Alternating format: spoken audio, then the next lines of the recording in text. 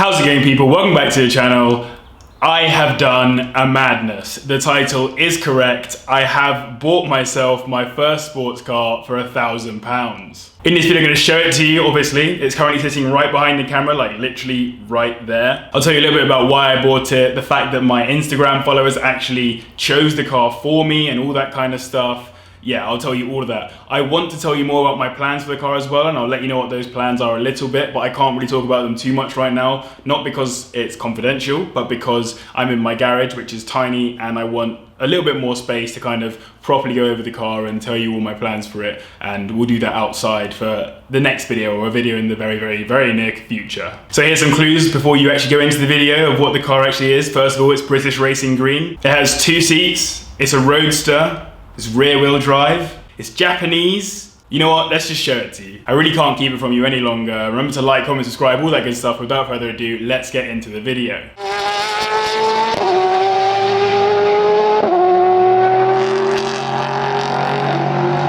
Ladies and gentlemen, boys and girls, let me introduce you to this.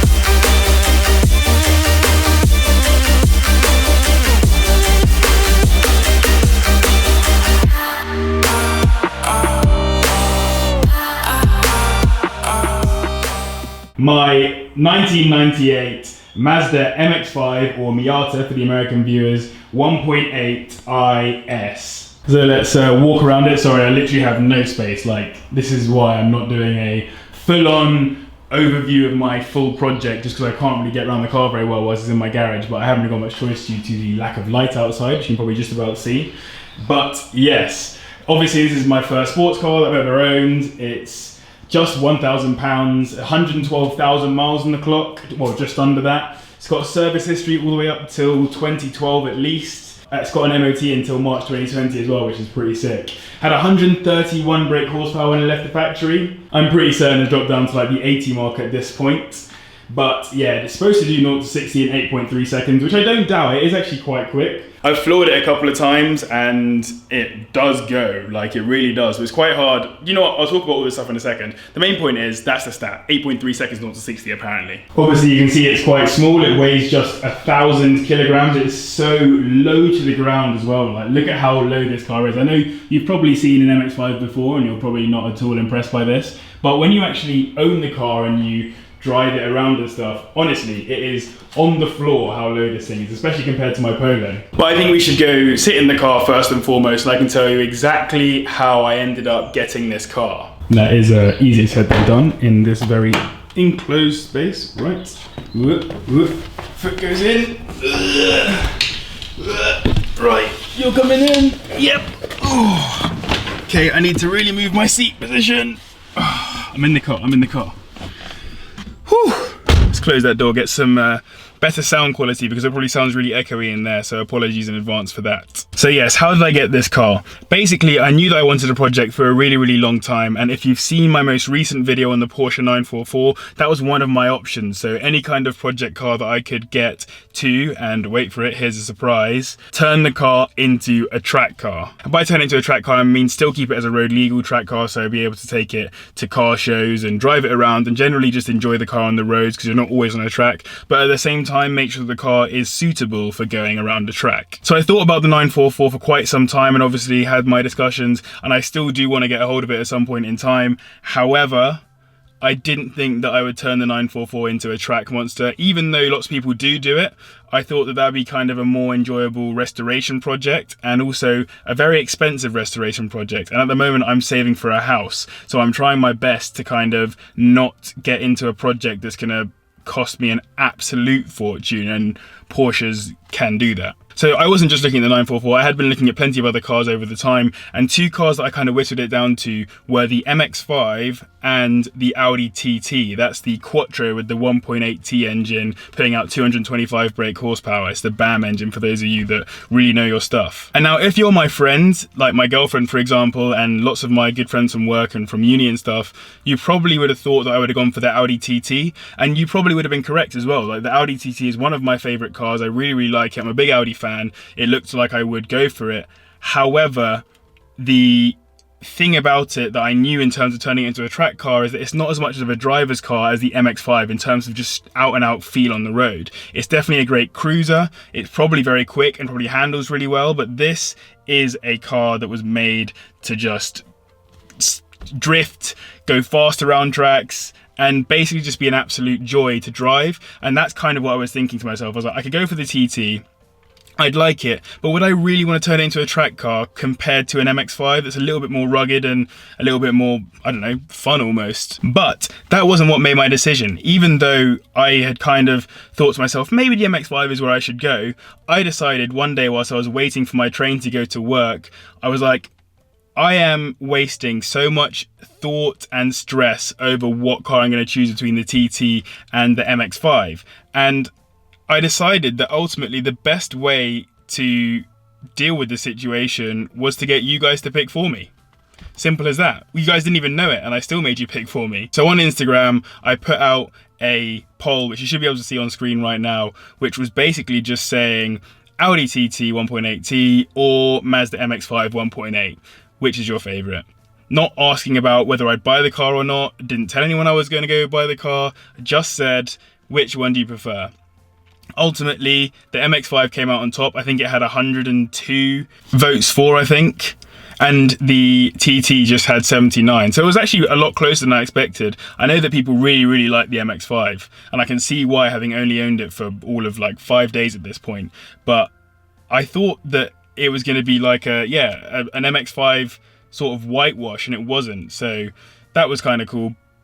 I do like the TT, and I may still, in fact I probably still will own one at some point in my life, but I decided that the MX5, given the fact that you guys chose it for me and I promised myself that whatever you guys chose I was going to choose, that was it. So my budget was around about £1,500, and that was whether it was the TT or the MX5. And so I found some good TTs at the price, and I found this good MX5 at the price, and a few other MX5s as well. This was on for £1,250 on eBay. I offered £850 because I found that there was a bit of a sketchy MOT history in terms of a bit of rust on the anchorage points for the seat belts, and a couple of other little bits of rust around the car that I'm going to have to deal with, obviously. So I was like, $850 seems like a fair suggestion on my part. He came back with £1,000, and that was probably where I was going to negotiate to anyway in the first place. So I was like, okay, I'll ponder on that. I sat with it. So I sat on it for a day. Day afterwards, I'm telling you my life's history at this point, but whatever. I went to the axe throwing thing in London, which was sick, by the way. Axe throwing is super good. So I did that.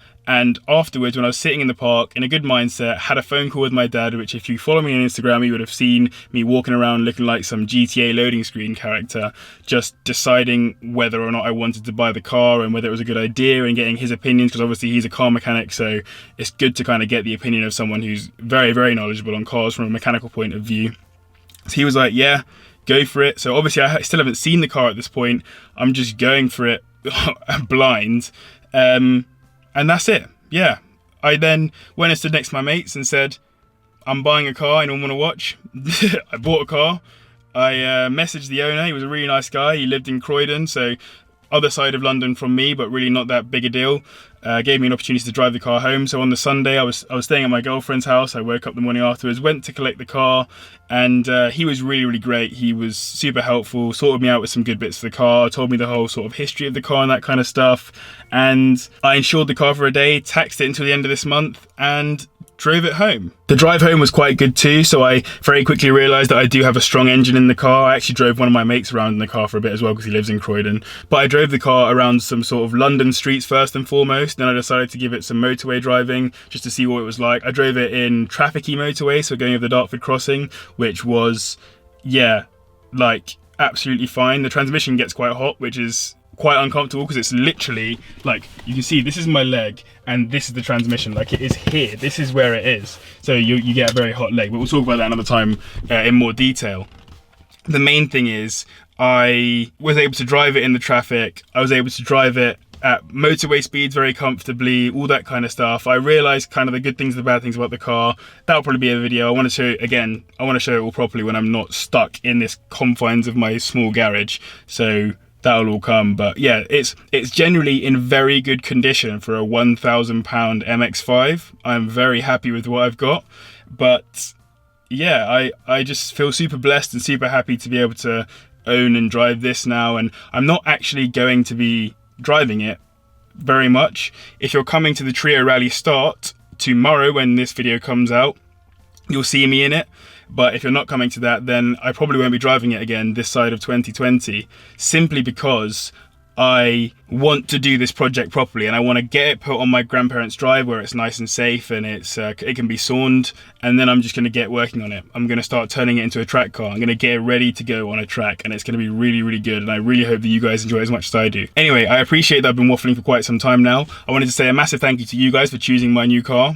Thank you, all you Instagram followers. If you're not on Instagram, go get in the pot. Let's have a quick look around this car and I can tell you a little bit about it before we get into more videos on this car in the future. Oh, and by the way, for those of you that are worrying that I'm going to stop doing the Pointless Polo project, I'm not. The Pointless Polo project continues. I still want to engine swap that car, all sorts of things I want to do to that car. Ask me any questions in the comments and I'll answer them. But yeah, the Polo project's still going on. Still want to take the Polo to the Nürburgring. Want to get this project done as well. This will be like my focus in terms of spending my money, but the Polo has always been a cheap project for me, so I'm going to carry on doing it as cheaply as possible. This is supposed to be budget as well, obviously. I'm not about to spend an arm and a leg on this, but yeah.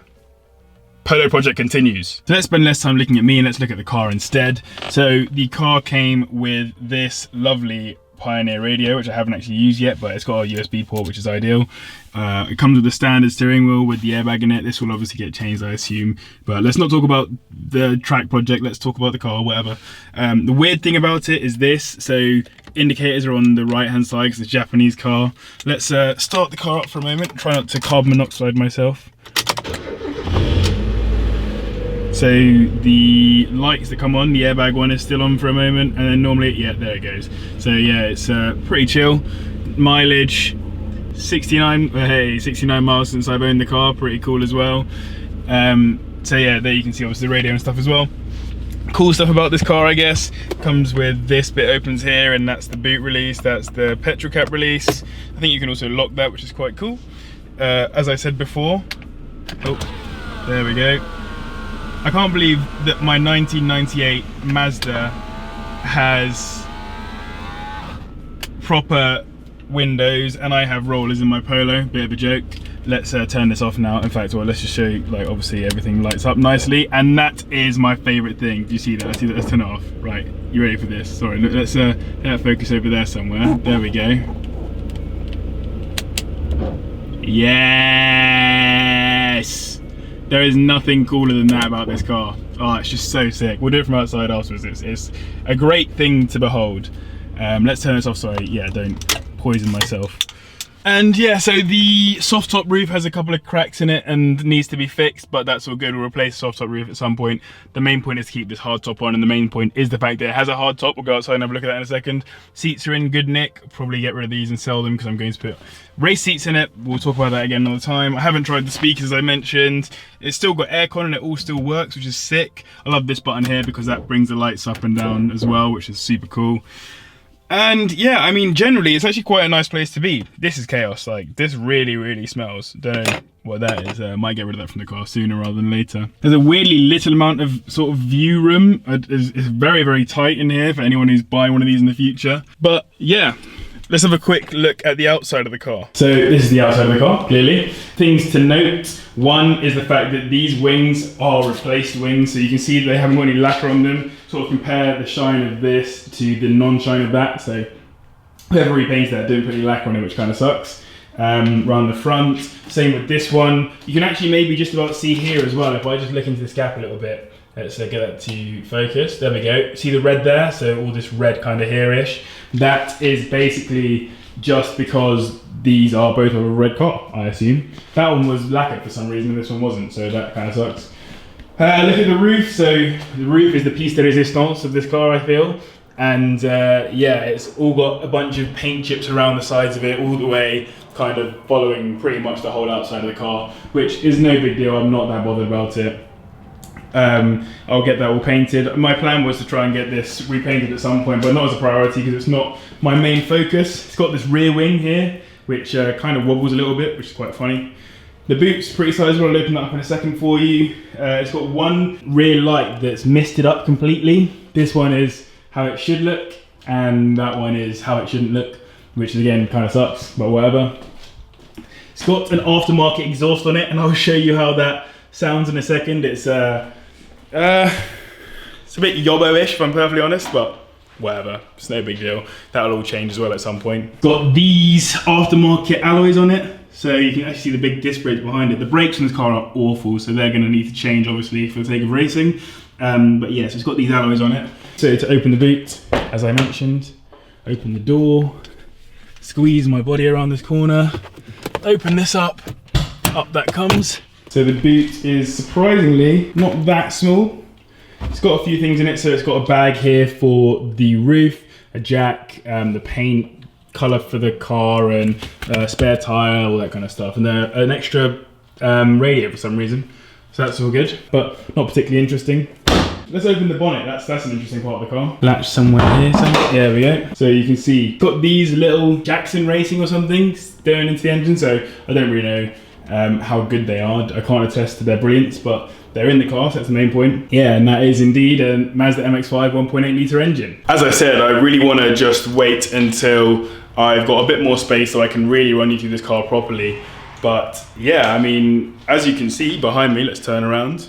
It is a very nice little car for $1,000. Like literally this cost me £1,000 exactly. I'm very, very happy with it, as I'm sure you can probably tell.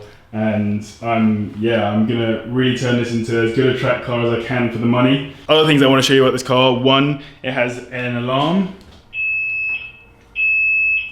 which is pretty sick. So that turns it off. And then the last thing I wanted to show you was the exhaust. So hold on, let me just set you up.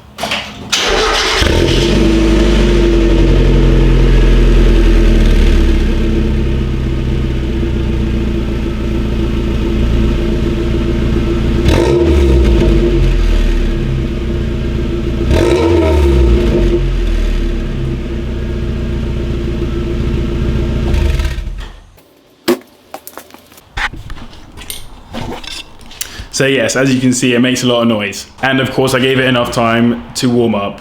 Hence I put that little bit in the middle where I swapped it. And yes, kind of outside of that, the car came with 2 keys. As you can see, 2 keys, obviously the alarm as I mentioned, so all that good stuff. And yeah, I mean, I feel like I'm pretty quids in. I feel very blessed to have this. I'm glad that you guys are here to join the story, and I hope that you guys enjoy the videos on it. I know I'm gonna enjoy making them, and I'm gonna enjoy working on this car, and I'm definitely gonna enjoy seeing a whole bunch of you at track days next year, because that is the goal. Get this car out on a track by next summer. Oh, it's gonna be so good. I really hope you guys enjoyed the video. I hope you're looking forward to what's gonna come with this car. I'm sorry that this video is not sort of a full deep dive into the car. I will do that at some point, but as I say, don't want to do it whilst it's sitting in here. I'll do it over the weekend when I have a chance, but I really wanted to get this video out for you. So yeah, thank you again to my patrons who should be in this corner of the screen right now. Massive thank you, because you guys are going to be helping fund this build. So if you want to get involved on Patreon, I really appreciate that. The Instagram, get involved in that too, because I'll be documenting the car as much as possible over there, just like I will be with my Polo. And obviously all the rest of it, like, comment, subscribe, all the good stuff. Thank you so much for the journey, and thank you for joining me on this one with the MX-5. Thank you very much for watching. I'll see you in the next one.